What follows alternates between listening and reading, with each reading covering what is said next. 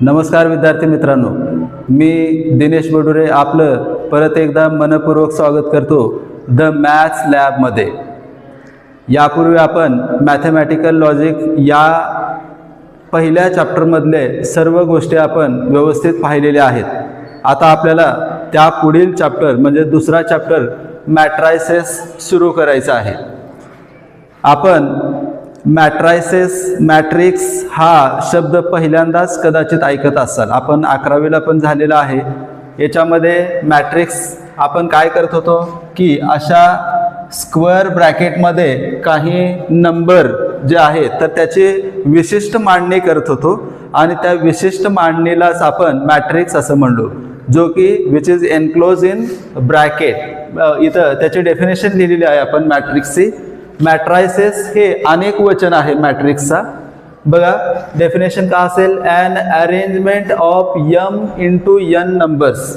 m into n numbers, जे काही m into n numbers आहेत त्यांचे अरेंजमेंट m रोजमध्ये आणि n कॉलममध्ये। समजा हा m इंटू n हा याला आपण वास्तव्यात कसं म्हणतो, ऑर्डर m इंटू n किंवा m बाय n असं म्हणूयात, म्हणजे m रोज आणि n कॉलम।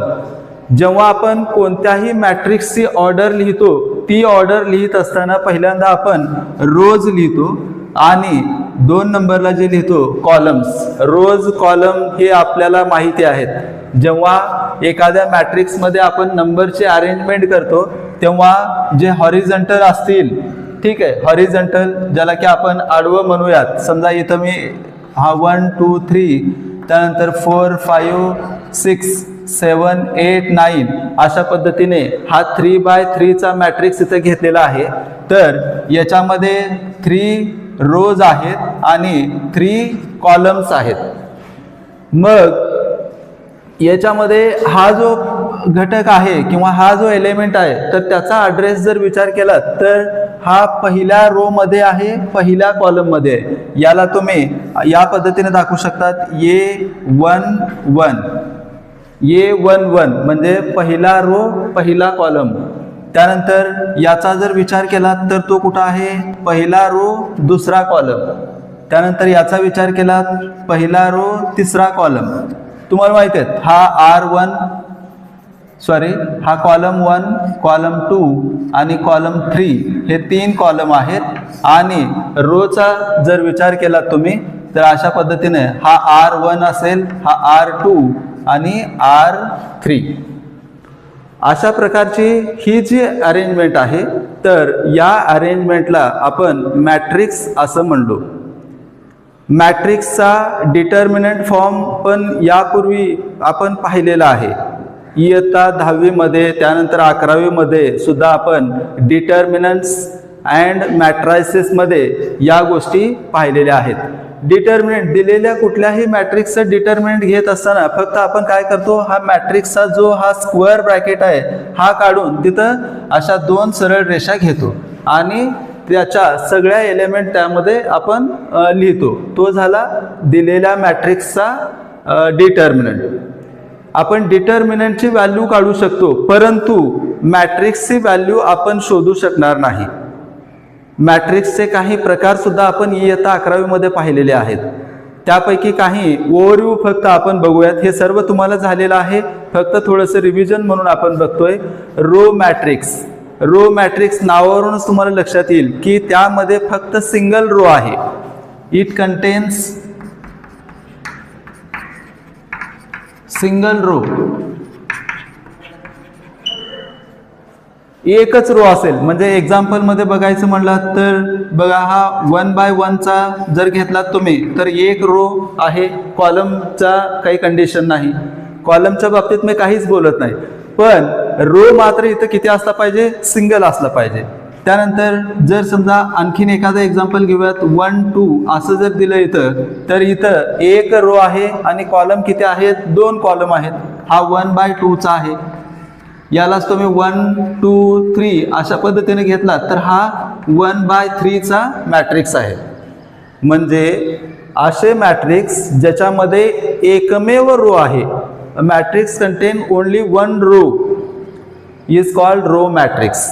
त्याच्यामध्ये कॉलम किती असतील त्याच्याशी काही आपण त्याचा विचार केला नाही. फक्त आपण विचार कशाचा केला, फक्त त्याच्यामध्ये एक रो आहे याचा आपण विचार केला. त्यानंतर कॉलममध्ये आता तुम्हाला लक्षात आलं असेल की कॉलममध्ये काय, तर 1 बाय 1चं जर घेतला तर एक कॉलम आणि एक रो असेल, काही विषय नाही. त्यानंतर कॉलम एकच घ्यायचा आहे तुम्हाला, इथं मात्र रो 2 घेतले, आपण रो 2 घेतले पण कॉलम एकच. याचा ऑर्डर काय असेल तर 2 बाय 1. त्यानंतर आणखीन एखादा मॅट्रिक्स घेऊयात आपण, ज्याच्यामध्ये 3 रोज घेऊयात, 1 2 3. याच्यामध्ये रो किती आहे, 3 आहेत. हा 1, हा दुसरा रो, हा तिसरा रो, 3. आणि याचा कॉलम मात्र एकच आहे. कॉलम जो वर्टिकल अरेंजमेंटमध्ये, जे उभ्या अरेंजमेंटमध्ये आपण नंबर्स लिहितो त्याला आपण इथं सिंगल कॉलम असल्यामुळं या तिघाला पण आपण काय म्हणूयात, कॉलम मॅट्रिक्स. ओके, म्हणजे यांचे जर तुम्ही ऑर्डर बघितलात तर तुम्हाला लक्षात येईल. पहिल्या केसमध्ये बघितलात तर इथं प्रत्येक ठिकाणी 1 रो आहे, म्हणून याला काय म्हणलं आपण, रो मॅट्रिक्स. आणि सोबत कॉलम मॅट्रिक्सचा विचार केल्यास तुम्हाला लक्षात आलं की तिथं एकच कॉलम आहे. नंबर ऑफ रोज तुम्ही किती पण घेऊ शकतात. इथं 1 रो आहे, इथं 2 रो आहेत आणि इथं 3 रोज आहेत. त्यानंतर रेक्टँग्युलर मॅट्रिक्स.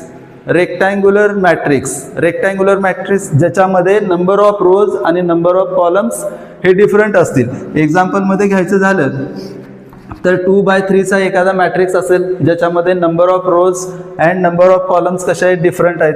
किंवा दुसरा एखादा एक्झाम्पल घेऊ शकतात तुम्ही, 3 बाय 2चा घेऊ शकतात. ठीक आहे, म्हणजे रेक्टँग्युलर मॅट्रिक्स कुणाला म्हणायचं, a matrix which contains different number of rows and column. बरोबर आहे. आणि त्याच्याच एक्झॅक्ट विरुद्ध कशामध्ये असेल, स्क्वेअरमध्ये असेल. म्हणजे स्क्वेअरमध्ये तुम्हाला लक्षात आलं असेल की नंबर ऑफ रोज आणि नंबर ऑफ कॉलम्स कशा आहेत, तिथं सेम आहेत. म्हणजे एखादं एक्झाम्पल जर घ्यायचं झालं तर तुम्ही 2 बाय 2 घेऊ शकतात किंवा 3 बाय 3. ओके, म्हणजे इथं आपण काय बघितलो, रो मॅट्रिक्स जिथं सिंगल रो आहे, एकमेव रो आहे. कॉलम मॅट्रिक्स जिथं एकमेव कॉलम आहे त्याला आपण कॉलम मॅट्रिक्स म्हणलं.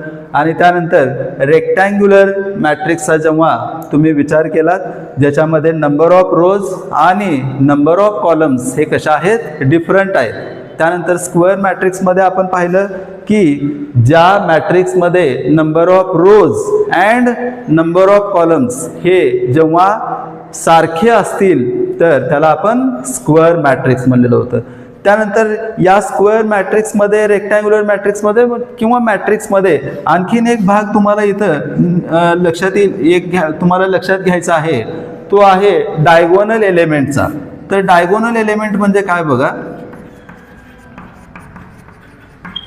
एखाद्या मॅट्रिक्सचा जर विचार केला तुम्ही, समजा हा 3 बाय 3चा एखादा मॅट्रिक्स घेतलो मी, हा 1 2 3 2 3 4 -1 2 आणि 0. याच्यामध्ये डायगोनल एलिमेंट कोणते, तर हा जो भाग आहे हा डायगोनल एलिमेंट. यापूर्वी आपण शिकत असताना रेक्टँगल, स्क्वेअरमध्ये डायगोनल 2 असतात असं पाहिलेलं होतं. समजा हा रेक्टँगल आहे, इथं 2 डायगोनल असतात. स्क्वेअरचा विचार करूयात आपण, एखादा स्क्वेअर घेतला त्याच्यामध्ये 2 डायगोनल असतात. मग मॅट्रिक्समध्ये मात्र डायगोनल एलिमेंट घेत असताना फक्त असाच घ्यायचा, हा डायगोनल एलिमेंट घ्यायचे नाहीत. म्हणजे जेव्हा डायगोनल एलिमेंटचा तुम्हाला विचार करायला लावतील त्यावेळेस तुम्ही डायगोनल एलिमेंट म्हणून नेहमी यांचाच विचार करायचा. हा डायगोनल एलिमेंट आपल्याला घेता येणार नाही. डायगोनल एलिमेंट फक्त 1 3 0 आहेत. ठीक आहे, यापुढील भाग आपण बघूयात. यापुढील मॅट्रिक्सचा प्रकार आपण बघूयात, डायगोनल मॅट्रिक्स. म्हणजे आता आपण पाहिलेलं होतं की कुठलाही स्क्वेअर मॅट्रिक्स किंवा रेक्टँग्युलर मॅट्रिक्समध्ये आपण डायगोनल एलिमेंट का असतात ते पाहिलेलं होतं. डायगोनल एलिमेंट कुणाला म्हणलं होतं, आता जे अशा पद्धतीने अरेंजमेंट असेल ते सर्व डायगोनल एलिमेंट आहेत. हे डायगोनल एलिमेंट आपण कशामध्ये, स्क्वेअर आणि रेक्टँग्युलर मॅट्रिक्समध्ये पाहिले. आता असा स्क्वेअर मॅट्रिक्स काय म्हणालोय, स्क्वेअर मॅट्रिक्सच्या बाबतीत बोललेलो होतो मी. असा स्क्वेअर मॅट्रिक्स ज्याचे नॉन डायगोनल एलिमेंट जर 0 असतील तर त्याला डायगोनल मॅट्रिक्स असं म्हणूयात. डायगोनल मॅट्रिक्स आता एखादा एक्झाम्पल घेऊयात आपण. 1 2 हा डायगोनल एलिमेंट घेतले, त्यानंतर 3x3चं घेत असताना 1 2 3 नॉन डायगोनल, हे सर्व डायगोनल एलिमेंट लिहिले मी फक्त. नॉन डायगोनल एलिमेंट मात्र इथं 0 पाहिजे. हा 0 हा 0, त्यानंतर हा 3x3चा आहे तर इथं राहिलेले सर्व एलिमेंट काय घेतले 0 घेतले. हा 2x2चा आणि हा 3x3चा होता.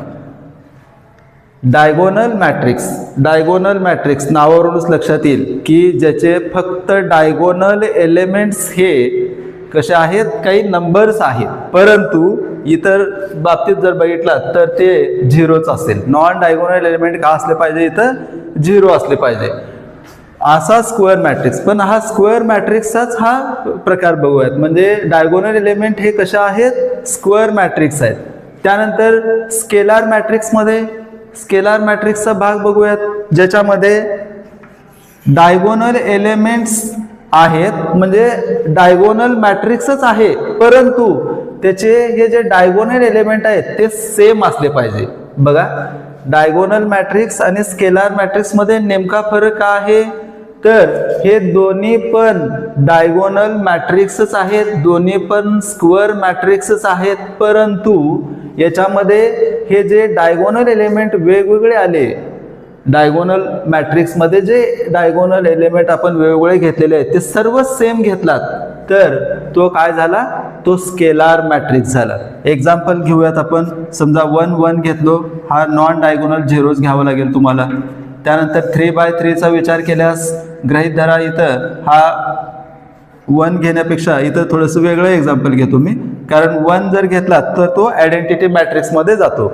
हा 2 2 घेतलं, इथं समजा 5 -5 -5 डायगोनल एलिमेंट घेतले, बाकीचे सगळे एलिमेंट 0 घेतले. हा काय झाला, 3x3चा मॅट्रिक्स, जो की स्केलार मॅट्रिक्स आहे. बघा, याच्यामधला नेमकेपणा, याच्यामधला फरक तुम्हाला लक्षात आला असेल. डायगोनल मॅट्रिक्स कुणाला म्हणलात तुम्ही, ज्याचे नॉन डायगोनल एलिमेंट 0 आहेत, परंतु डायगोनल एलिमेंट सगळे सेम नाहीत. मग तुम्ही म्हणाल की हा डायगोनल मॅट्रिक्स आहे का नाही, तर हा सुद्धा डायगोनल मॅट्रिक्स आहे. ओके, परंतु स्पेसिफिक कोण आहे हा, तर हा स्केलार मॅट्रिक्स आहे. स्पेसिफिक का बरं म्हणलं, कारण त्याचे सगळे डायगोनल मॅट्रिक्स त्याचे जे काही डायगोनल एलिमेंट्स आहेत ते सेम आहेत. म्हणजे इथं आपण असं म्हणू शकतो, असा डायगोनल मॅट्रिक्स ज्याचे सर्व डायगोनल एलिमेंट सारखे आहेत त्याला काय म्हणणार तुम्ही, स्केलार मॅट्रिक्स. आणि त्यातल्या त्यात तो जर 1 असेल तर मग मात्र तो काय होणार, आयडेंटिटी मॅट्रिक्स. म्हणजे याचं आपण इथं एक्झाम्पल लिहूयात. आयडेंटिटी मॅट्रिक्स नेहमी आपण आय न दाखवतो, यालाच युनिट मॅट्रिक्स असे म्हणतात. युनिट मॅट्रिक्स का बरं म्हणायचं, कारण याच्या डिटर्मिनंटची किंमत ही किती असते, डिटर्मिनंटची व्हॅल्यू 1 येते, म्हणून याला आपण युनिट मॅट्रिक्स असं म्हणतो. आयडेंटिटी मॅट्रिक्स एक्झाम्पल इथं 2x2चं घेतलो तर तो कसा असेल, 1 0 0 1. आणि जर 3x3चं घेतलो तर 1 0 0 0 1 0 आणि 0 0 1. थोडंसं परत एकदा, डायगोनल मॅट्रिक्स ज्याचे नॉन डायगोनल एलिमेंट 0 आहेत, नॉन डायगोनल एलिमेंट 0 आहेत. असे डायगोनल मॅट्रिक्स ज्यांचे सर्व डायगोनल एलिमेंट सारखे आहेत. हा पण सारखा आहे, म्हणजे हा पण डायगोनल मॅट्रिक्स आहे, हा पण डायगोनल मॅट्रिक्स आहे, पण स्पेसिफिक विचार केलो तर हा स्केलार मॅट्रिक्स आहे आणि हा आयडेंटिटी मॅट्रिक्स. मग आयडेंटिटी मॅट्रिक्स हा स्केलार मॅट्रिक्स होऊ शकतो का, थोडंसं तुम्ही विचार केल्यास तुमचं उत्तर हो असेल. ठीक आहे, प्रत्येक आयडेंटिटी मॅट्रिक्स हा काय आहे, स्केलार मॅट्रिक्स आहे, पण प्रत्येक स्केलार मॅट्रिक्स हा आयडेंटिटी मॅट्रिक्स नाही. मग कोणता स्केलार मॅट्रिक्स आयडेंटिटी असेल, ज्याचे सगळे एलिमेंट 1 असतील तर तो काय झाला, युनिट मॅट्रिक्स किंवा आयडेंटिटी मॅट्रिक्स असं आपण म्हणूयात. आयडेंटिटी मॅट्रिक्स आपण आय याच्याने लेटरनं डिनोट करतो. त्यानंतरचा प्रकार झिरो मॅट्रिक्स. नावावरूनच लक्षात आलं असेल तुम्हाला, झिरो ऑर नल मॅट्रिक्स, ज्याचे सगळेच एलिमेंट काय असले पाहिजे, झिरो असले पाहिजे.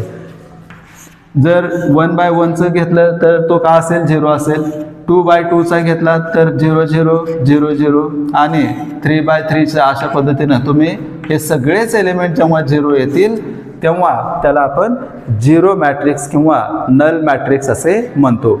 त्यानंतर upper triangular matrix and lower triangular matrix. याच्यामध्ये नावावरून लक्षात येईल तुम्हाला, अप्पर ट्रायंगल, लोअर ट्रायंगल. 2/2चा जर घेतला तुम्ही, लक्षात कसं ठेवणार याचं, अप्पर ट्रायंगल म्हणजे ट्रायंगल वरच्या बाजूला झालाय, डायगोनल एलिमेंटच्या वरच्या बाजूला काय झालंय, ट्रायंगल तयार झालंय काही एलिमेंट्स घेऊन. समजा इथं 1 आहे, 2 आहे, 3 आहे, त्यानंतर इथं 4, इथं 5, त्यानंतर इथं 6 घेऊयात आणि डायगोनलच्या खालचे सगळे एलिमेंट काय घेणार तुम्ही, झिरो घेणार. मग याची डेफिनेशन कसं करणार, अप्पर ट्रायंग्युलर मॅट्रिक्सची डेफिनेशन कसं करता येईल तुम्हाला, a matrix which contains all zero or diagonal एलिमेंटचे जे काही खालचे एलिमेंट आहेत ते सगळे कसे आहेत, झिरो आहेत.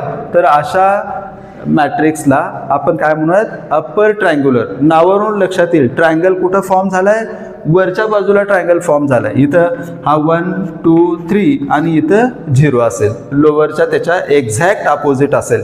म्हणजे डायगोनल एलिमेंटच्या वरचे जे काही नॉन डायगोनल एलिमेंट आहेत ते 0 असेल. कशामध्ये, लोअर ट्रायंग्युलर मॅट्रिक्समध्ये. एक्झाम्पल घेऊयात आपण, हा 1 2 3 डायगोनल एलिमेंट घेतले, त्यानंतर नॉन डायगोनल एलिमेंट जे की वरच्या बाजूला आहेत ते 0 घेतले आणि खालच्या बाजूला तुम्ही कुठलेही नंबर्स घेऊ शकता.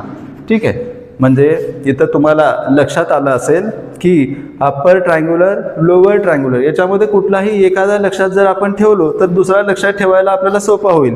लक्षात ठेवताना आपण असं ठेवूयात, अप्पर ट्रायंग्युलर म्हणजे वरच्या बाजूला ट्रायंगल आहे, वरच्या बाजूला एलिमेंट आहेत आणि त्याच्या डायगोनल एलिमेंटच्या खालचे जे काही एलिमेंट्स आहेत ते मात्र आपण काय घ्यायचे, झिरो घ्यायचे. तर एवढे प्रकार आपण इयत्ता 11वीमध्ये पाहिलेले होते, त्याचा आपण एक शॉर्ट रिव्हिजन घेतलेला आहे. त्या पुढील भाग बघूयात. पुढील प्रकार आहे सिंग्युलर मॅट्रिक्स. कुठलाही मॅट्रिक्स असेल तर त्याच्या डिटर्मिनंटची व्हॅल्यू आपण काढू शकतो, पण मॅट्रिक्सची व्हॅल्यू आपण काढू शकत नाही. समजा एखादा मॅट्रिक्स आपण घेऊयात, 1 2 3 4, हा ए आहे असं गृहीत धरूयात. मॅट्रिक्स ए मध्ये असणारे एलिमेंट 1 2 3 4 2/2चा मॅट्रिक्स आहे. याची किंमत काढा असं जर आपल्याला म्हणलं तर याची आपण व्हॅल्यू काढू शकत नाही, परंतु याच्या डिटर्मिनंटची व्हॅल्यू आपण शोधू शकतो. डिटर्मिनंट आपण अशा पद्धतीने दाखवतो, डिटर्मिनंट ऑफ ए. डिटर्मिनंटच्या व्हॅल्यू आपण इयत्ता 10वी 11वीमध्ये शोधलेल्या आहेत. याच्या डिटर्मिनंटची व्हॅल्यू आपण शोधूयात. डिटर्मिनंट म्हणजे फक्त काय करायचं तुम्हाला, मॅट्रिक्स जो आहे त्याचं तो रेक्टँगल काढून टाकायचा आणि तुम्हाला अशा 2 सरळ उभ्या रेषा दाखवून डिटर्मिनंट फॉर्ममध्ये लिहायचं आहे. 1 2 3 4 याची व्हॅल्यू सुद्धा काढता आपल्याला येते. ती आपण क्रॉस मल्टिप्लिकेशन करतो, 1 × 4 4 आणि मायनस या दोघांचं multiplication 2 × 3 6 it is equal to -2. So A दिलेला हा matrix and value of determinant A -2. दिलेल्या मॅट्रिक्सच्या डिटर्मिनंटची व्हॅल्यू किती आली, -2 आली. डिटर्मिनंटच्या व्हॅल्यूवर या मॅट्रिक्सचे असे प्रकार पडतात. मग ते काय असतील बघा. जर समजा दिलेल्या मॅट्रिक्सचा डिटर्मिनंट, दिलेला मॅट्रिक्स ए आहे असं गृहीत धरूत आपण आणि त्याच्या डिटर्मिनंटची व्हॅल्यू जर 0 आली तर त्याला आपण काय म्हणूयात, सिंग्युलर मॅट्रिक्स असं म्हणूयात. एखादं एक्झाम्पल घेऊयात आपण. समजा एक मॅट्रिक्स आहे 1 2 1 2, याचं नाव आपण ए घेऊयात. डिटर्मिनंट ऑफ ए इथं जर पाहिलात तुम्ही 1 2 1 2 क्रॉस मल्टिप्लिकेशन 2 1 जार 2 minus 2 it is equal to 0. म्हणजे डिटर्मिनंट ऑफ ए ची व्हॅल्यू किती आली? 0 आली.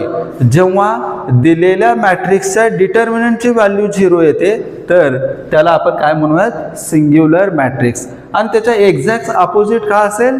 Non singular matrix. म्हणजे ज्याच्या डिटर्मिनंटची व्हॅल्यू गृहीत धरूत एखादा, आता याचा जर विचार केला तर हा नॉन सिंग्युलरच आहे, बरोबर. याच्या डिटर्मिनंटची व्हॅल्यू जर पाहिला तर ती किती आहे? -2 आहे. येणारा जो काही डिटर्मिनंट आहे किंवा डिटर्मिनंटची व्हॅल्यू आहे ती पॉझिटिव्ह आहे निगेटिव्ह आहे याचं काही आपण विचार करत नाही. आपण फक्त एवढंच पाहतो तो 0 आहे किंवा नाही. 0 असेल तर तो काय असेल? Singular matrix. आणि जर 0 नसेल तर त्याला आपण नॉन सिंग्युलर मॅट्रिक्स असं म्हणलेलं होतं. त्यानंतर आणखीन थोडासा एक वेगळा प्रकार आहे ट्रान्सपोज ऑफ मॅट्रिक्स. म्हणजे तो काय आहे बघा? Transpose of matrix. समजा ए हा एक मॅट्रिक्स आहे, गृहीत धरू ए हा एक कुठलाही मॅट्रिक्स आहे, तर त्याचा ट्रान्सपोज आपण दाखवतो ए त्याच्या डोक्यावरती स्मॉल टी, ए ट्रान्सपोज. वाचते वेळेस आपण त्याला काय वाचतो? A transpose. That is transpose of matrix A is A transpose. मग आता हा ट्रान्सपोज म्हणजे नेमका काय असेल? तर फक्त रो आणि कॉलम मधले जे एलिमेंट आहेत त्यांना फक्त आपल्याला अदला बदल करायचा. म्हणजे रोला कशात कन्वर्ट करायचं तुम्हाला? कॉलममध्ये, आणि कॉलमला कशामध्ये? रो मध्ये. म्हणजे ते कसं होईल? समजा ए हा एक आपण मॅट्रिक्स घेऊयात, याच्यामध्ये एलिमेंट घेतो मी 1 3 4 5. तर याचा ट्रान्सपोज कसा असेल? A transpose is equal to कॉलमला रो मध्ये, रोला कॉलम मध्ये. हा रो आहे त्याला तुम्ही काय लिहिणार? आता पहिला रो इथं का आहे? 1 3. याला तुम्ही काय करणार? कॉलम मध्ये कन्वर्ट करणार 1 3. त्यानंतर दुसरा रो कोण आहे? 4 5. त्याला तुम्ही कशामध्ये कन्वर्ट करणार? दुसऱ्या रो मध्ये 4 5. हा झाला ए ट्रान्सपोज. बघा, जेव्हा कुठल्याही मॅट्रिक्स पासून आपण दुसरा मॅट्रिक्स मिळवतो ज्यामध्ये फक्त आपण काय केलं तर त्यांचे रोज जे आहेत त्याला आपण कॉलमच्या स्वरूपामध्ये कन्वर्ट केलं, तर याला म्हणूयात आपण ट्रान्सपोज ऑफ मॅट्रिक्स. आता ट्रान्सपोज ऑफ मॅट्रिक्स जर समजा येणारा ट्रान्सपोज जर सेम असेल याच्यासारखाच, म्हणजे A is equal to A transpose, त्यावेळेस त्याला सिमेट्रिक मॅट्रिक्स असं म्हणूयात. एखादा एक्झाम्पल बघूयात आपण. गृहीत धरूत आपण हा 1 2 3, हा 2 3, त्यानंतर 4 5 6. या मॅट्रिक्सचा जर तुम्ही विचार केलात तर तुम्हाला लक्षात येईल की इथे जर रोला मी कॉलममध्ये कन्वर्ट करायचं जर विचार केला, हा ए आहे, आता मला याचा ट्रान्सपोज बघायचा आहे, तर ए ट्रान्सपोज कसा असेल? तर ट्रान्सपोज काढते वेळेस आपण काय करतो? रोज जे आहेत त्याला कॉलमच्या स्वरूपात लिहिण्याचा प्रयत्न करतो. हा रो का आहे इथं? 1 2 3. हा 1 2 3 आता मी कॉलमच्या स्वरूपात लिहित आहे 1 2 3. दुसरा रो दुसरा कॉलम मधून म्हणून लिहित आहे. हा का आहे? 2 4 5. हा बघा 2 4 5. आणि तिसरा जो रो आहे तो तिसरा कॉलम मधून म्हणून मी लिहिणार आहे, तर तो का असेल? 3 5 6. हा 3 5 6. या दोघांना जर आपण व्यवस्थित पाहिलात तर तुम्हाला लक्षात येईल की ए आणि ए ट्रान्सपोज कशा आहेत? हे दोन्ही पण सेम आहेत. आणि जेव्हा ए आणि ए ट्रान्सपोज सारखे असतात तेव्हा अशा मॅट्रिक्सला आपण काय म्हणतो? सिमेट्रिक मॅट्रिक्स असं म्हणतो. याच्यामध्ये आणखीन एक प्रकार आहे स्क्यू सिमेट्रिक म्हणून आहे. Skew symmetric. हा, याच्यामध्ये आणि या स्क्यू सिमेट्रिक मध्ये काय फरक आहे?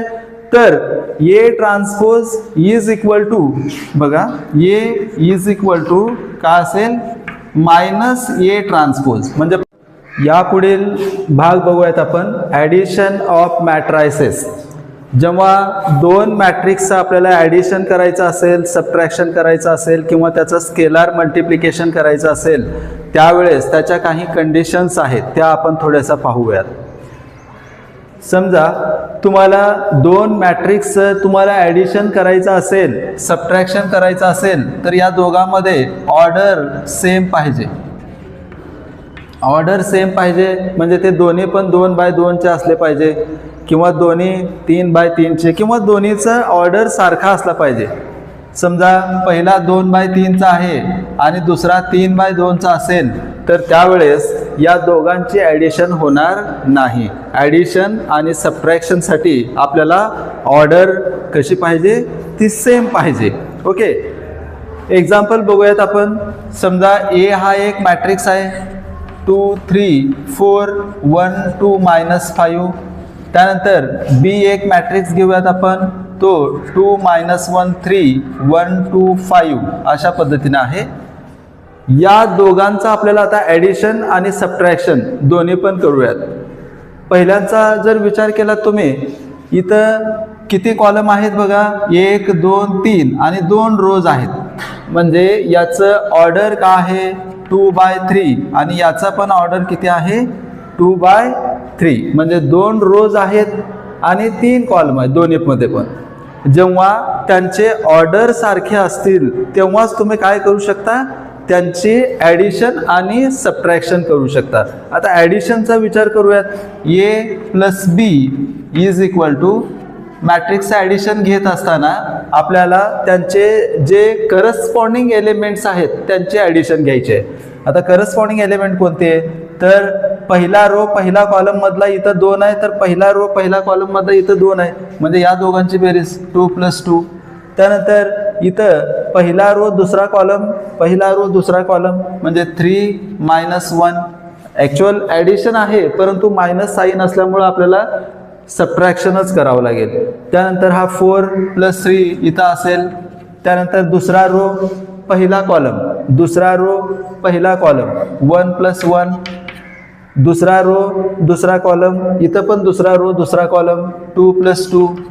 आणि -5 + 5 याचं ॲडिशन केल्यास तुम्हाला काय मिळेल बघा, 2 + 2 4, 3 - 1 2, 4 + 3 7, 1 + 1 2, इथं 4 आणि इथं 0. हा झाला 2 मॅट्रिक्सचं ॲडिशन. 2 मॅट्रिक्सचं आता सबट्रॅक्शन करायचं आपल्याला. सबट्रॅक्शन करत असताना सुद्धा हाच नियम होईल, म्हणजे त्या दोघांचं इथं ऑर्डर सेम असलं पाहिजे. इथं ऑर्डर पाहिला, या दोघांचे ऑर्डर सेम आहे म्हणजे सबट्रॅक्शन करू शकता. ए मायनस बी, मॅट्रिक्स ए मायनस मॅट्रिक्स बी घेत असताना परत त्यांचे करस्पॉन्डिंग एलिमेंट्सचं सबट्रॅक्शन करायचं आहे. 2 - 2, त्यानंतर 3 - -1, त्यानंतर 4 - 3, त्यानंतर इथं 1 - 1, 2 - 2 आणि last -5 - 5. It is equal to, हा 2 - 2 0, त्यानंतर 3 मायनस प्लस होतो इथं, 3 + 1 इट इज 4, 4 - 3 1, 1 - 1, 2 - 2, -5 दोन्ही मायनस आहेत. जेव्हा दोन संख्यांचं ॲडिशन सबट्रॅक्शन करत असतो, त्या दोघांचं साईन जर सारखा असेल तर आपण ॲडिशन करून आहे तो चिन्ह देतो, आणि जर त्यांचं जर साईन डिफरंट असेल तर आपण त्याचं सबट्रॅक्शन करून मोठ्या संख्येचं चिन्ह देतो. इथं दोन्ही पण निगेटिव्ह आहेत, त्यामुळे दोघांची पण आपण बेरीज करूयात आणि आन्सर काय येणार इथं -10.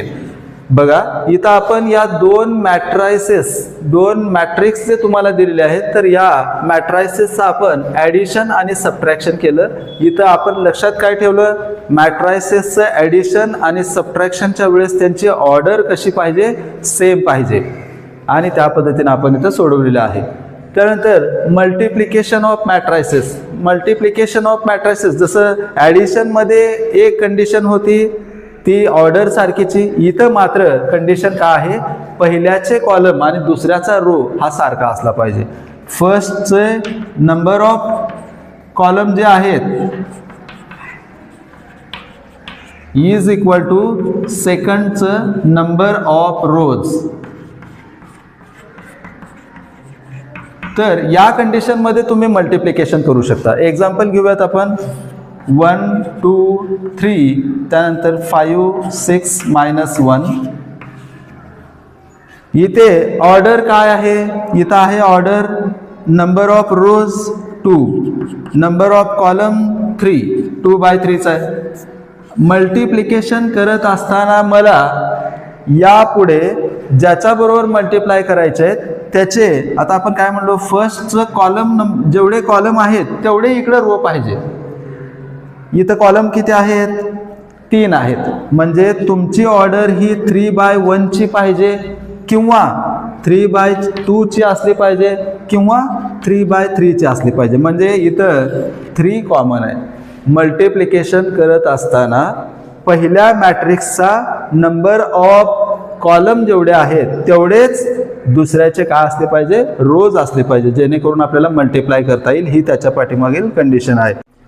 यापुढील भाग आपल्याला बघायचा आहे मायनर्स अँड कोफॅक्टर्स. एखादा तुम्हाला मॅट्रिक्स दिला तर त्याच्यामधले एलिमेंट्स आपण कशा पद्धतीने दाखवतो बघा. समजा ए हा एक कुठला तरी मॅट्रिक्स आहे आणि हा गृहीत धरून 3/3 चा आहे, किंवा पहिल्यांदा 2/2 चा बघूयात आपण. आणि जेव्हा 2/2 चा एखादा मॅट्रिक्स दिलेला आहे तुम्हाला, तर त्याचे एलिमेंट्स आपण ए न दाखवूयात. स्मॉल ए न मी याचे एलिमेंट्स दाखवले. ओके.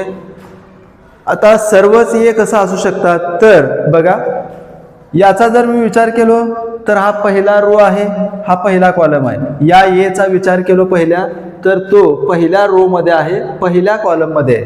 म्हणून मी याला असं दाखवणार 1 1, ए 1 1. त्यानंतर पहिला रो दुसरा कॉलम, त्यानंतर दुसरा रो पहिला कॉलम आणि दुसरा रो दुसरा कॉलम. आता या दिलेल्या मॅट्रिक्समधल्या प्रत्येक एलिमेंटचे आपल्याला मायनर्स अँड कोफॅक्टर्स शोधायचे आहेत. कसे शोधता येतील? मायनर्स आपण कॅपिटल एम न दाखवतो. मायनर ऑफ A11, त्याच पद्धतीनं minor of A12, minor of A21 आणि मायनर ऑफ A22 शोधूयात. मायनर ऑफ A11 आपण दाखवतो M11 नी. याचा असेल M12, कॅपिटल M21 आणि कॅपिटल M22. मायनर्स काढणं खूप सोपं आहे. मायनर्स काढत असताना आपल्याला काय करायचं आहे? तर दिलेले जे काही एलिमेंट्स आहेत, तर समजा A11 हा एलिमेंट आहे आणि याचा मला मायनर काढायचा आहे, तर त्यावेळेस आपल्याला तो रो आणि तो कॉलम आपल्याला तो काय करायचा आहे? डिलीट करायचा आहे. तो बघायचा नाही आपल्याला आणि राहिलेल्या एलिमेंट्सशी रिलेटेड आपल्याला लिहायचं आहे. आता 2/2 चा जर असेल, आता हा बघा, पहिला रो पहिला कॉलम झापल्यास हा एलिमेंट मिळेल, तर हा मायनर आहे. म्हणजे मायनर काढणं जर 2/2 चा असेल तर खूप सोपं आहे. फक्त तुम्हाला डायरेक्ट सुद्धा तुम्ही लिहू शकता. आणि त्याचा कोफॅक्टर्स काढत असताना बघा, कोफॅक्टर काढत असताना तुम्हाला एक फॉर्म्युला आहे. कोफॅक्टर ऑफ A11 जर घ्यायचा असेल तर तुम्हाला जो त्याचा मायनर मिळालेला आहे, तर त्या मायनरला -1 हे जे आहे 1 1, तर याची बेरीज असेल. म्हणजे इथं कोफॅक्टरचा फॉर्म्युला सरळ सरळ जनरलाइज असं लिहू शकता. AIJ is equal to -1/i + j into MIJ. आता थोडं तुम्हाला लक्षात आलंय का? परत एकदा सांगतो बघा. जर समजा पहिला रो पहिला कॉलम मधला एलिमेंट आहे, त्याचा तुम्ही मायनर तर काढलात, काही विषय नाही. आलेला जो मायनर आहे तो मायनर तुम्हाला मल्टिप्लाय करायचा आहे कोणाशी? -1/ij. जो काही तुमचा तो कॉलम आणि कॉलम नंबर आणि रो नंबर आहे त्या दोघांची बेरीज करून. एक्झाम्पल घेऊयात, म्हणजे लक्षात येईल. एक्झाम्पल घेऊयात. एक ए हा एक मॅट्रिक्स घेऊयात, ज्याच्यामध्ये एलिमेंट्स घेऊत आपण -1 2 3 आणि 4 अशा पद्धतीने घेऊत. -4 घेऊयात. आता यांचे मायनर्स आणि कोफॅक्टर काढूयात आपण. मायनर्स काढत असताना बघा, पहिल्यांदा M11 काय आहे? तर A11 चा तो काय आहे? मायनर आहे, इथं A11 कोण आहे, हा A11 म्हणजेच -1 आहे. त्यानंतर हा A12 म्हणजेच 2 आहे. परत A21 म्हणजेच किती आहे, 3 आहे. आणि A22 म्हणजेच -4 आहे.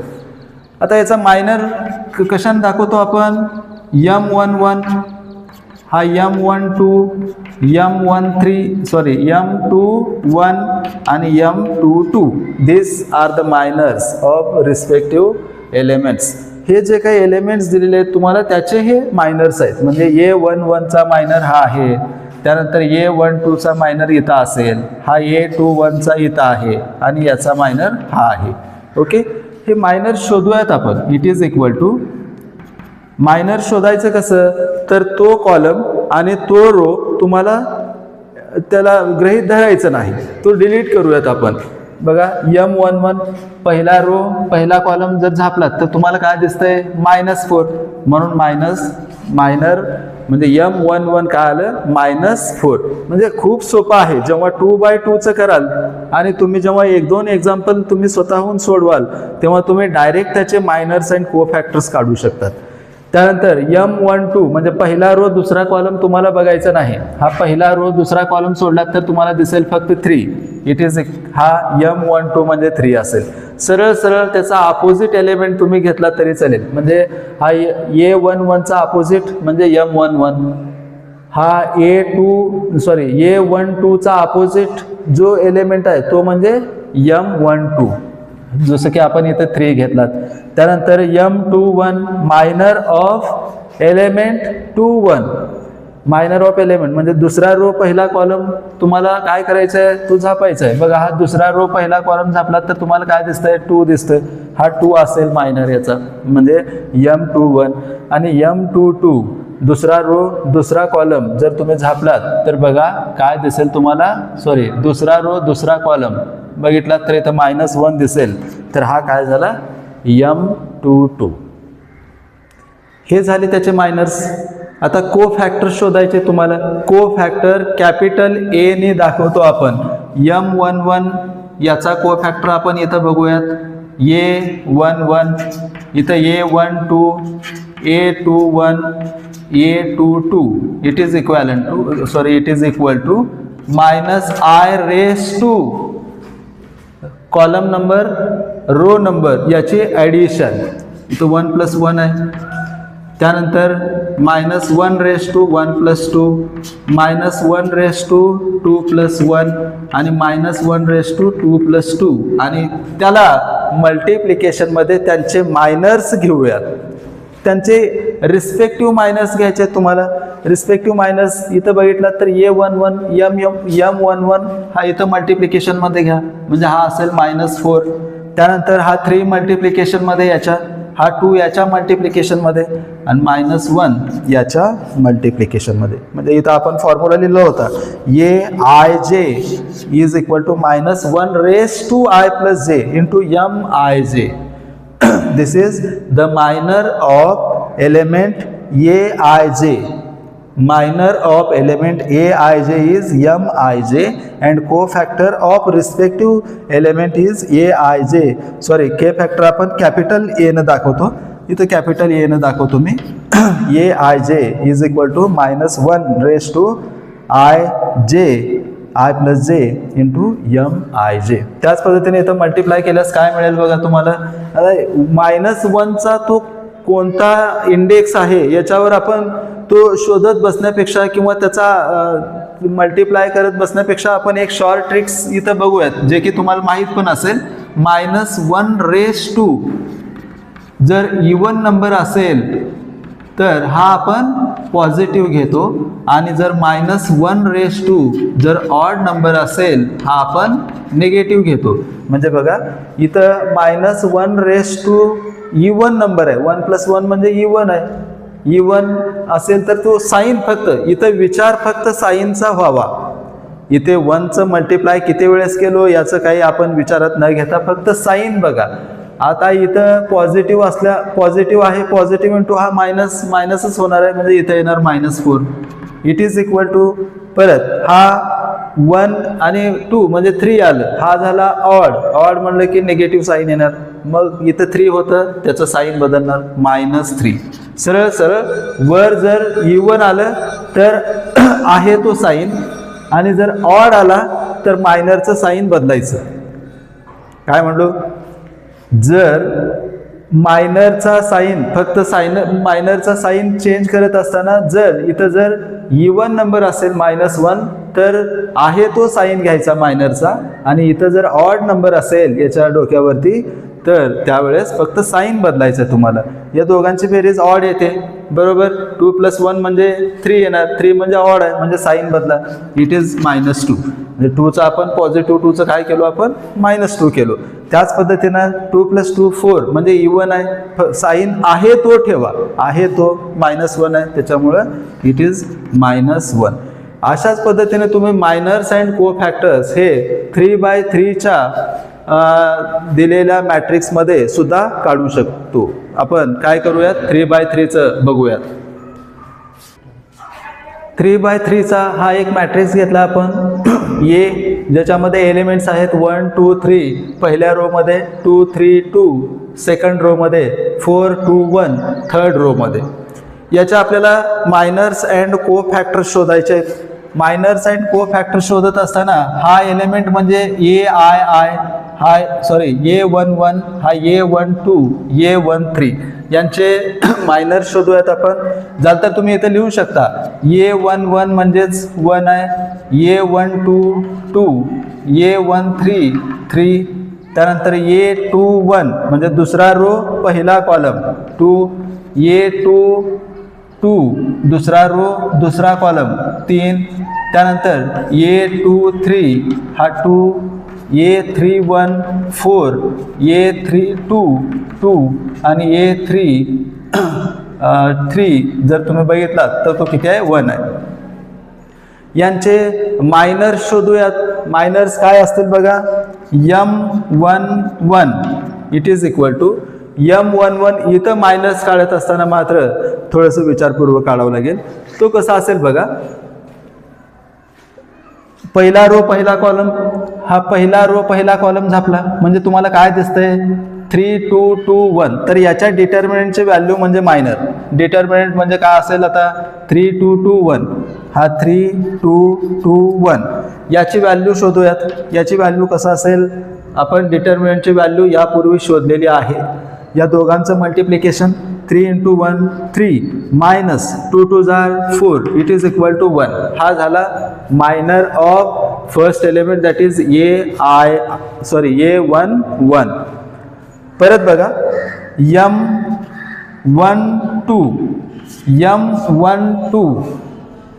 M12 म्हणजे पहिला रो दुसरा कॉलम आपल्याला सोडायचा आहे. हा पहिला रो दुसरा कॉलम, तर राहते काय 2 2 4 1 2 2 4 1. बघा याची व्हॅल्यू काढूया डिटर्मिनंटची. 2 1 2 -4 2 8 it is equal to -6. 2 - 8 it is equal to -6. जेव्हा आपण छोट्या संख्येमधून मोठी संख्या सबट्रॅक्ट करतो तेव्हा आपल्याला मोठ्यातून छोटं सबट्रॅक्ट करायचं आहे, परंतु साईन कुठला लिहायचं आहे तुम्हाला, मायनसचा साईन लिहायचा आहे. त्यानंतर M12 झालं तर आता M13 it is equal to पहिला रो तिसरा कॉलम सोडायचा आहे तुम्हाला. पहिला रो तिसरा कॉलम सोडला तर राहते काय 2 3 4 2 2 3 4 2 मल्टिप्लाय करा. 2 2 4 -3 4 12 इट इज इक्वल टू -8. परत छोट्या संख्येतून मोठी संख्या तुम्ही वजा केलात, 12 मधून 4 गेले, 12 - 4 इट इज 8 अँड मोठ्या संख्येचं साईन इट इज -8. हा झाला M13. त्याच पद्धतीने आपल्याला सगळेच मायनर्स शोधायचे आहेत. कोणते मायनर्स शोधायचे आहेत, M21, त्यानंतर M22, M23, त्यानंतर M31, M32 आणि M33.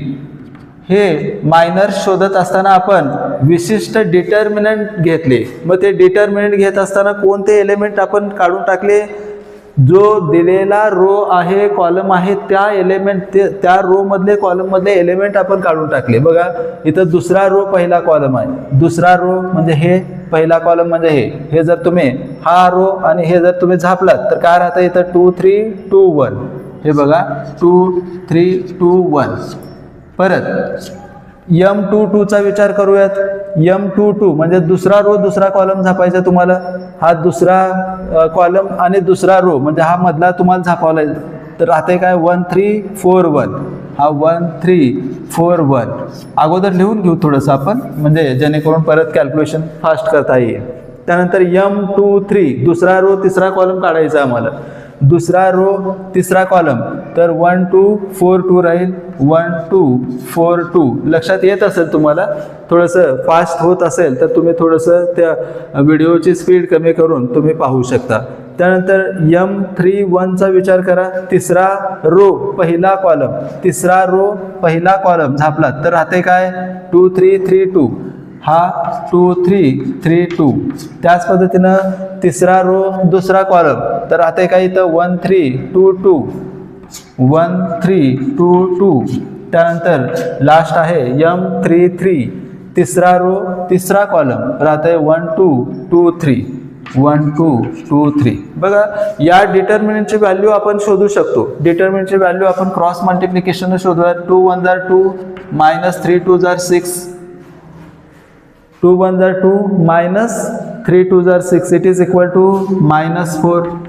त्यानंतर दुसरा याचा विचार करायचा 1 1 1 इंटू 1 हा 1 मायनस 4 3 जार 12. It is equal to -11. 1 मधून -12 सबट्रॅक्ट 1 मधून जेव्हा 12 तुम्ही सबट्रॅक्ट कराल तेव्हा तुम्ही 12 मधून 1 सबट्रॅक्ट करता आणि मोठ्या संख्येचं साइन देऊन इट इज -11.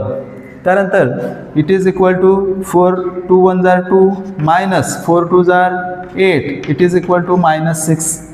परत 2 2 जार 4. 4 मधून हा क्रॉस मल्टिप्लिकेशन सबट्रॅक्ट केलं तुम्ही -9. 4 मधून 9 सबट्रॅक्ट करायचे तुम्हाला. छोट्या संख्येतून मोठी संख्या सबट्रॅक्ट करत असताना आपण म्हणजे रेग्युलर सबट्रॅक्शनच करतो. 9 मधून 4 सबट्रॅक्ट केलं येणार 5 आणि मोठ्या संख्येचं चिन्ह दिलं तुम्ही -5. त्याच पद्धतीनं नेक्स्ट असेल 2 1 जार 2 मायनस 3 2 जार 6. It is -4. परत 3 1 जार 3 आणि हा मल्टिप्लिकेशन 4 सबट्रॅक्ट केला 3 -4. It is -1. म्हणजे येथे आपण काय काढलो जे काही रिस्पेक्टिव्ह एलिमेंट्स आहेत त्या मॅट्रिक्समधले त्यांचे आपण मायनर्स शोधलो. मायनर्स आपण कशानं दाखवलो कॅपिटल M न दाखवलो.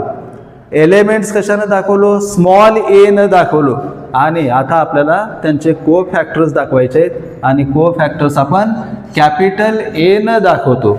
मग इथं पहिला A11 त्यानंतर A12 A13 A21 A22 A23 A31 A32 आणि A33 हे आहेत को फॅक्टर्स. आता हे को फॅक्टर्स शोधत असताना आपण काय केलं तर त्यांचे जे काही मायनर्स आहेत तर त्या मायनर्सला आपण एका फॉर्म्युल्यामध्ये लिहिलं होतं Aij is equal to -1 raise to I plus j into त्याचा करस्पॉन्डिंग मायनर तिथे घेतला. मग याचा करस्पॉन्डिंग मायनर काय Mij. बघा अशा पद्धतीने इथं व्हॅल्यू ठेवून काय येईल बघा A11 म्हणजेच -1 रेस टू पहिला रो पहिला कॉलम आहे आणि हा E1 येतो. 1 + 1 घेतला तुम्ही डायरेक्ट लिहिलं तरी चालेल. 1 + 1 2 असं लिहिलं तरी काही अडचण नाही. त्याचा मायनर करस्पॉन्डिंग मायनर कोण होता इथं त्यात पहिल्याचा मायनर आहे 1. M11 1 आलेला होता. इथं आपण मल्टिप्लिकेशनमध्ये 1 घेऊयात. त्यानंतर -1 रेस टू 1 + 2 इंटू मायनर 1 2 हा किती होता -6. -6 न मल्टिप्लाय करूयात. त्यानंतर -1 रेस टू इथं पहिला रो तिसरा कॉलम आहे म्हणून 1 + 3 असेल. इथं 1 + 3 इंटू त्याचा करस्पॉन्डिंग मायनर कोण आहे -1 3 जो आहे -8 आलेला आहे तो इथं आपण -8 घेतलं. त्यानंतर कोफॅक्टर ऑफ एलिमेंट रिस्पेक्टिव्ह एलिमेंट कुणाचा, तर दुसरा रो आणि पहिला कॉलम, दुसरा रो पहिला कॉलम -1 + 1 इंटू त्याचा करस्पॉन्डिंग मायनर काय आलेला होता, m21 -4 आलेला होता, तो आपण तिथं मल्टिप्लिकेशनमध्ये घेऊ -4. परत A22 cofactor of second column and rows आहे कॉलम, दुसरा रो दुसरा कॉलम घेत असताना बघा का असेल, -1 + 2 इंटू त्याचा करस्पॉन्डिंग मायनर काय होता, 1 आलेलं होतं, तो 1 इथं घेऊयात आपण. त्याच पद्धतीनं त्याचं m22 किती आलेलं होतं, तर -11 आलं आहे, इथं -11 घेऊत आपण. ठीक आहे, बरोबर आहे, -11 बरोबर आहे. त्यानंतर आपल्याला A23 काढायचं आहे, -1 + 3 इंटू -23 m23 ची व्हॅल्यू बघा -6 आलेली आहे, -6. परत -1 तिसरा रो पहिला कॉलम, तिसरा +1 3 + 1 इट इज 4 आणि त्याचा मायनर m31 तुम्ही शोधलात, m31 किती आलेलं होतं, -5. याला -5 न मल्टिप्लाय करूयात. त्यानंतर A32 काढत असताना m32 चा वापर करतात, m32 किती आलेलं होतं, -4 आलेलं होतं, -4 ला तुम्ही मल्टिप्लाय करणार -1 म्हणजे 3 + 2. In the same way last का असेल -1 3 + 3 आणि त्याचा करस्पॉन्डिंग मायनर म्हणजे m33 काय आलेलं होता, -1. बघा आता यापूर्वी आताच आपण बघितलेलं होतं, जर समजा -1 चा जर इवन इंडेक्स आला, -1 चा जर ऑड इंडेक्स आला, तर फक्त तुम्हाला साईन बदलायचा आहे किंवा साईनसाठीच याचा विचार करतो आपण. जर इवन नंबर असेल इंडेक्स -1 चा, तर तो मायनस प्लस होतो, साईन आहे तो लिहायचा, जो आहे तो म्हणजे पुढं मायनरचा जो साईन आहे तो साईन आहे तसा लिहायचा. आणि जर समजा ऑड असेल म्हणजे -1 ऑड आलं, तर तुम्हाला फक्त पुढच्या मायनरचं साईन चेंज करायचं आहे. इथं साईन चेंज करा, ठीक आहे, आणि इथं नो चेंज इन साईन. बघा 1 + 1 म्हणजे 2 आलं, हा कसा इवन आहे म्हणजे त्याच्या साईनमध्ये चेंज होणार नाही, हा पॉझिटिव्ह येतो आणि पॉझिटिव्ह टू जे आहे ते त्याचं साईन न बदलता आपण 1 लिहिलं. त्यानंतर इथं ऑड आहे, 1 + 2 म्हणजे ऑड आलं, -1 odd that is -1 and -1 into कुठलीही संख्या घेतलात तर त्यावेळेस तुम्हाला काय करावं लागतं, त्याचा साईन चेंज करावं लागेल, -6 चा होईल +6. त्यानंतर इथं पण 3 + 1 म्हणजेच काय झालं, इवन झालं म्हणजे नो चेंज इन साईन आहे तसा, -8. 2 + 1 ऑड आलं म्हणजे साईन चेंज करा, -4 चं होणार +4. 2 + 2 4 आलं, साईन आहे तसा म्हणजे -11. त्यानंतर 2 + 3 इथं साईन तुम्हाला चेंज करावं लागेल, कारण 3 + 2 म्हणजेच काय आलं, 5 आलं, जो की ऑड आहे. ऑड असेल तर आपण लक्षात ठेवलं की साईन चेंज करायचं आहे. मग याचा साईन -6 चा साईन काय होणार, तर तो होणार +6. इथं 3 + 1 इवन आहे, साईन आहे तसा -5. साईन आहे तसा म्हणलो मी कुणाचा, तर त्याचा करस्पॉन्डिंग मायनरचा. इथं 3 + 2 ऑड आलं, साईन चेंज करा, इट इज 4.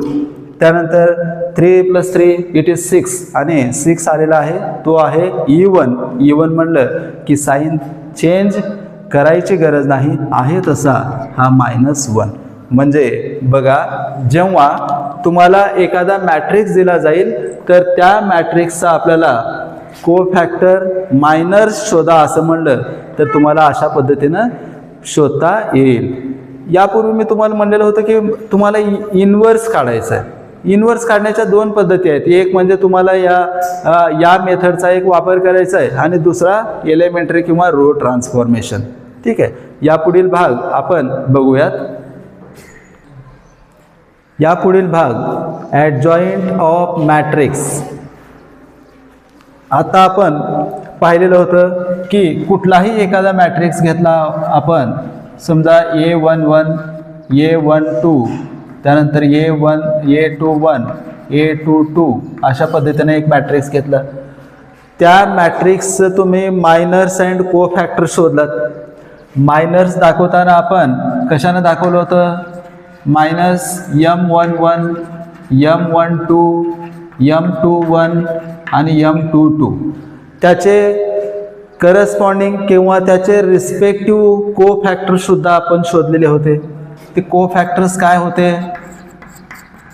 कोफॅक्टर्स तर A11 याचा, त्यानंतर हा A12 A21 A22. कोफॅक्टर शोधल्यानंतर matrix of कोफॅक्टर लिहू शकता. मॅट्रिक्स ऑफ कोफॅक्टर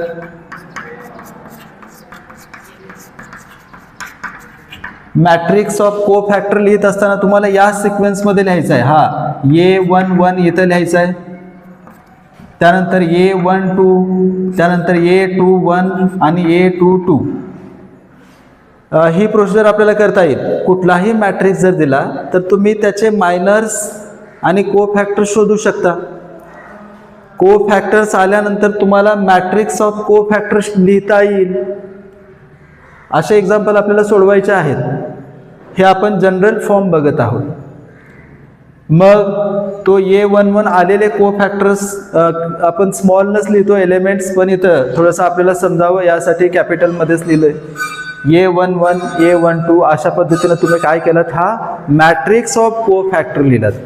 आणि या मॅट्रिक्स ऑफ कोफॅक्टरचा ट्रान्सपोज म्हणजेच ॲडजॉइंट ऑफ मॅट्रिक्स. काय म्हणलो? Adjoint of matrix A is equal to का असेल? तर आपण जे कोफॅक्टर काढले तर matrix of cofactor, matrix of cofactors of A हा एक मॅट्रिक्स काढलात तुम्ही.